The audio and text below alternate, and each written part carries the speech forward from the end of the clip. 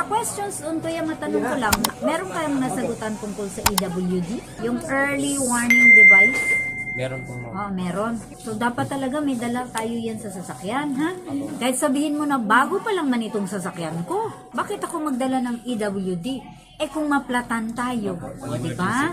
Emergency. Kasi yung EWD, reflectorized yan siya. Kasi kung sa gabi, tamaan siya ng headlight, makikita na ikaw ay nakastalled, nasiraan ka, tandaan mo, 4 meters sa harap, 4 meters sa likod. Pero yung iba na walang EWD, kumukuha ng sanga. Opo. Nilalagay doon. O kung minsan yung gulong nila na spare tire, nilalagay nila doon. Ang problema sa sanga, kung gabi, hindi mo makita. Meron namang iba, sigurista talaga.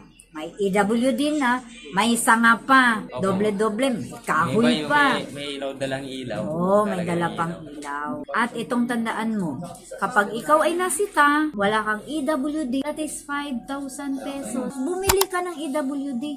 Mura lang yan. Depende kung saan ka bibili. Pero standard ang bilihin mo.